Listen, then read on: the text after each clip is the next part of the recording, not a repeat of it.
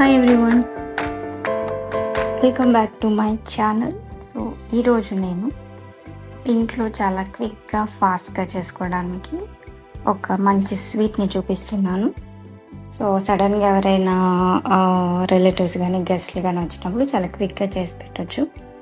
So దీనికోసం నేను first ఒక ప్యాన్లో మిల్క్ తీసుకున్నాను, ఒక గ్లాస్ మిల్క్.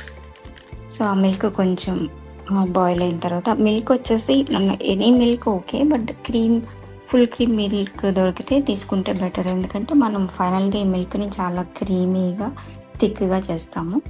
సో ఇప్పుడు ఈ మిల్క్లో ఫస్ట్ నేను ఒక బ్లాక్ ఆఫ్ బటర్ వేసాను, అలాగే కొంచెం ఇలాచీ పౌడర్.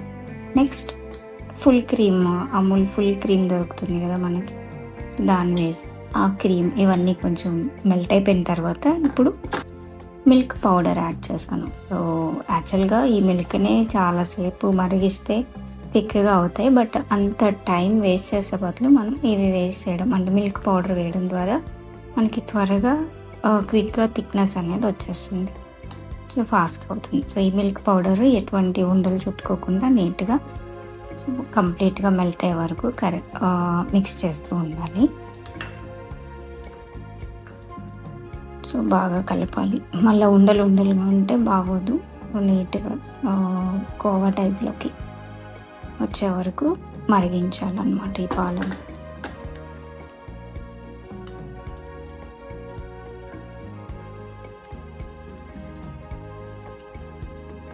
మిల్క్ పౌడర్ ఒకేసారి వేసేస్తే ఉండలు కట్టేస్తుంది కదా, అందుకని నేను కొంచెం కొంచెం వేస్తూ అది కరిగిన తర్వాత ఇంకొంచెం పౌడర్ వేస్తూ ఈ మిల్క్ పాలంతా కూడా క్రీమీగా అయ్యే వరకు నేను దీన్ని మిక్స్ చేశాను.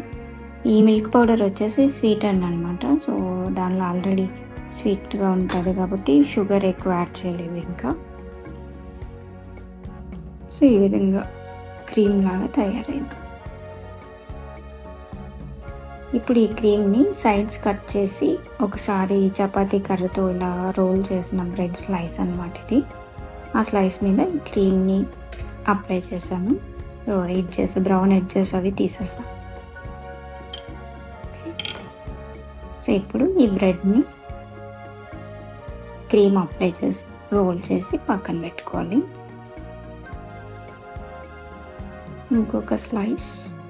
సో ఈ విధంగా మనకి ఎన్ని స్లైసెస్ కావాలనుకుంటే అన్ని స్లైసెస్ను ఈ క్రీమ్ అప్లై చేసి రోల్ చేసి పక్కన పెట్టుకోవాలి.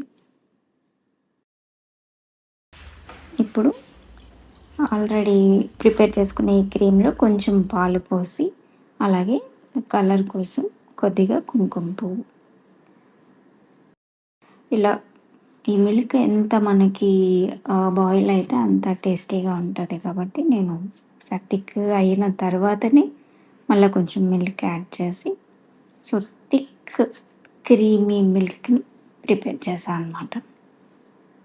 ఇవి బాగా మరిగిన తర్వాత మనకి thick and creamy milk ready అయిపోయాయి. ఇప్పుడు ఈ మిల్క్ని ఆల్రెడీ మనం రోల్ చేసి పెట్టుకున్నాం కదా బ్రెడ్ని, సో ఆ బ్రెడ్ మీద ఇలా వేడి వేడి పాలు పోస్తే సో ఆ రోల్ లోపల ఉన్న ఆ థిక్ క్రీమ్ పైన ఈ క్రీమీ మిల్క్, సో ఈ రెండు అలా స్పూన్తో ఆ బ్రెడ్ స్లైస్ని ప్లస్ ఈ మిల్క్ని కూడా యాడ్ చేసి చాలా టేస్టీగా ఉంది. మస్ట్ ట్రై అనమాట. ఒకసారి ట్రై చేయండి మీరు కూడా, చాలా బాగుంటుంది. Thank you for watching. Don't forget to subscribe.